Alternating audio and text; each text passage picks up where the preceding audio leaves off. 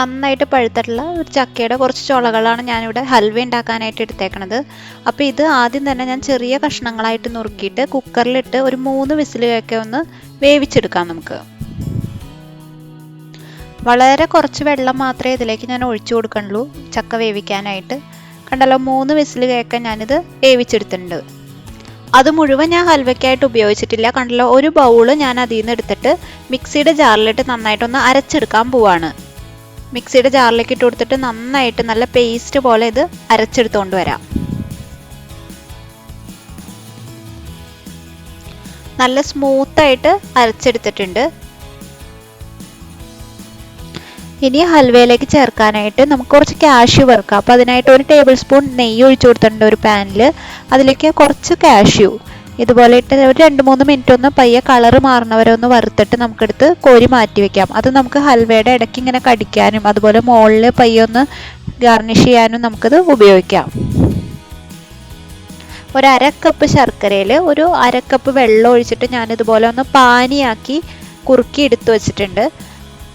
Same കടായിലേക്ക് തന്നെ നമ്മൾ അരച്ചു വെച്ചിട്ടുള്ള ചക്ക ഞാൻ ഇട്ട് കൊടുത്തിട്ടുണ്ട്. കൂടെ നമ്മൾ പാനി അരിച്ചു വെച്ചിട്ടുണ്ടല്ലോ അത് ഇതിലേക്ക് ഒഴിച്ചു കൊടുക്കുക, ശർക്കര പാനി. രണ്ടും കൂടി നന്നായിട്ട് ഇളക്കി മിക്സ് ചെയ്ത് കൊടുക്കാം.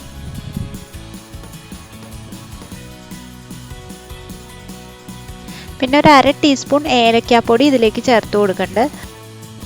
ഇനി ഇതിലേക്ക് അരിപ്പൊടി ചേർത്ത് കൊടുക്കണം. അപ്പോൾ അതിനായിട്ട് വറുത്ത അരിപ്പൊടിയാണ് ചേർത്ത് കൊടുക്കേണ്ടത്. നമ്മൾ ചക്ക എടുത്തത് ഒരു ബൗളല്ലേ, അപ്പോൾ ഒരു 1/2 ബൗള് അരിപ്പൊടി ഇതിലേക്ക് ചേർത്ത് കൊടുക്കണം. അപ്പോൾ വറുത്ത അരിപ്പൊടി ഞാൻ ഉപയോഗിച്ചിരിക്കുന്നത് ഇൻസ്റ്റൻറ്റ് ഇടിയപ്പ പൊടിയാണ്. അതിലേക്ക് കുറച്ച് വെള്ളം ഒഴിച്ച് കട്ടയൊന്നും ഇല്ലാണ്ട് നല്ലോണം മിക്സ് ചെയ്തെടുത്തിട്ട് ആ മിക്സാണ് ഇതിലേക്ക് ഒഴിച്ചു കൊടുത്തേക്കണത്. അതും കൂടി ചേർത്തിട്ട് വേണം ഇനി നന്നായിട്ട് നമുക്ക് കുറുക്കി ഹൽവ പരുവത്തിലാക്കി എടുക്കാനായിട്ട്. ലോ ഫ്ലെയിമിൽ വെച്ച് ഇത് നല്ലോണം ഇങ്ങനെ ഇളക്കി കൊടുത്തുകൊണ്ടിരിക്കണം. ഒരു 10-15 മിനിറ്റ് ഒക്കെ കഴിയുമ്പോൾ ഇതുപോലെ ഇത് കുറുകി തുടങ്ങും. അപ്പോൾ കുറുകി തുടങ്ങുന്ന സമയത്ത് നമുക്കിനി ഇതിലേക്ക് നെയ്യ് ചേർത്ത് കൊടുക്കണം. അപ്പോൾ ആദ്യം 1 ടേബിൾ സ്പൂൺ നെയ്യ് ചേർത്ത് കൊടുത്ത് ഇതുപോലെ വീണ്ടും ഇളക്കി കൊടുത്തുകൊണ്ടിരിക്കുക. ഓരോ തവണ ഇതുപോലെ ഓരോ ടേബിൾ സ്പൂൺ നെയ്യായിട്ട് നമ്മൾ ഇതിലേക്ക് ചേർത്ത് കൊടുത്തുകൊണ്ടിരിക്കണം. നെയ്യ് ഓരോ തവണ ചേർത്തിട്ടും അത് ഉള്ളിലേക്ക് അബ്സോർബായി പാനിൽ നിന്ന് മുഴുവനായിട്ട് വിട്ട് കിട്ടണ ഒരു പരുവമുണ്ടല്ലോ, അതിലേക്ക് എത്തണ വരെ നമ്മളിങ്ങനെ നെയ്യ് ചേർത്ത് കൊടുത്തുകൊണ്ടിരിക്കണം. ഒരു 4-5 ടേബിൾ സ്പൂൺ നെയ്യ് നമുക്ക് എന്തായാലും ഇതിലേക്ക് ചേർത്ത് കൊടുക്കേണ്ടതായിട്ട് വരും.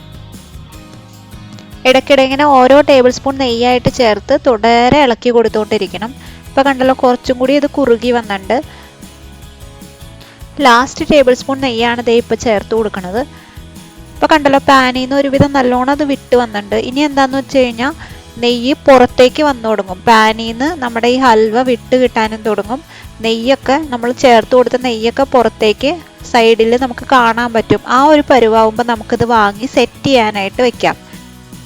1 മണിക്കൂർ നേരമാണ് ഇതിങ്ങനെ മുഴുവനായിട്ട് കുറുകി കടായിൽ നിന്ന് വിട്ട് തുടങ്ങണ പാകത്തിനായിട്ട് എത്തിയത്. ഇനി ഇതിലേക്ക് ലാസ്റ്റായിട്ട് നമ്മൾ വറുത്ത് വെച്ചിട്ടുള്ള കാഷ്യൂ ഉണ്ടല്ലോ അതും കൂടി ഇതിലേക്ക് ചേർത്ത് കൊടുക്കണം. നമ്മൾ ചേർത്ത് കൊടുത്ത നെയ്യൊക്കെ പുറത്തേക്ക് വന്നിട്ട് കടായിൽ നിന്ന് നല്ലോണം വിട്ട് കിട്ടി ഒരു ഷേപ്പിലേക്ക് ഇത് ഫോമായി തുടങ്ങിയിട്ടുണ്ട്. ഇത് നമുക്ക് സെറ്റ് ചെയ്യാനായിട്ട് വെക്കാം. അപ്പോൾ അതിനായിട്ട് ഒരു പാത്രത്തിൽ കുറച്ച് വെളിച്ചെണ്ണ തടവി കൊടുത്തിട്ട് അതിലേക്ക് ഇത് ഒഴിച്ചു കൊടുത്തിട്ട് ഒരു 2 മണിക്കൂർ സെറ്റ് ചെയ്യാനായിട്ട് വെക്കാം. തണുത്ത് കഴിയുമ്പോൾ നമുക്കിത് മുറിച്ചെടുക്കാം. സ്പൂണ് കൊണ്ട് കണ്ടോ ഇതുപോലെ നല്ലോണം ലെവൽ ചെയ്ത് കൊടുത്തിട്ട് മുകളിൽ നമ്മൾ കാഷ്യൂ നേരത്തെ വറുത്ത് വെച്ചത് ബാക്കി നമ്മൾ എടുത്തു വെച്ചിട്ടുണ്ടല്ലോ, ഉള്ളിൽ കുറച്ച് ഇട്ടിട്ടുണ്ട് ഹൽവയുടെ ഉള്ളിൽ, ബാക്കിയുള്ളത് അതിൻ്റെ മുകളിൽ ഇതുപോലെ നമുക്ക് ഡെക്കറേഷനായിട്ട് ഇട്ട് കൊടുക്കാം. അപ്പോൾ നമ്മുടെ ഹൽവ 2 മണിക്കൂർ കഴിഞ്ഞ് ഇതേ പുറത്തെടുത്തിട്ടുണ്ട്. സെറ്റായിട്ടുണ്ട് നന്നായിട്ട്. നല്ല സോഫ്റ്റുമാണ്, എന്നാൽ നമുക്ക് നല്ല ഷേപ്പിൽ ഇത് മുറിച്ചെടുക്കാനും പറ്റും. കടയിലൊക്കെ നമുക്ക് മേടിക്കാൻ കിട്ടുന്ന ഹൽവ പോലെ തന്നെ നമുക്കിത് വീട്ടിൽ ഉണ്ടാക്കിയെടുക്കാം. അപ്പോൾ ചക്ക ആയതുകൊണ്ട് പിന്നെ പറയണ്ടല്ലോ ടേസ്റ്റിൻ്റെ കാര്യം. സൂപ്പർ ടേസ്റ്റി ഹൽവയാണ്. അപ്പോൾ എല്ലാവരും ഇത് വീട്ടിലുണ്ടാക്കി നോക്കുക. വളരെ എളുപ്പമാണ്. ചക്കയുടെ സീസൺ കഴിയണതിന് മുമ്പ് എല്ലാവരും വീട്ടിലുണ്ടാക്കി നോക്കണം. ഇതിൻ്റെ ടെക്സ്ചർ എങ്ങനെയാണെന്ന് വെച്ചാൽ വായിലിട്ടാൽ അലിഞ്ഞു പോകുന്ന പോലത്തെ സൂപ്പർ ടേസ്റ്റി ഹൽവയാണ്.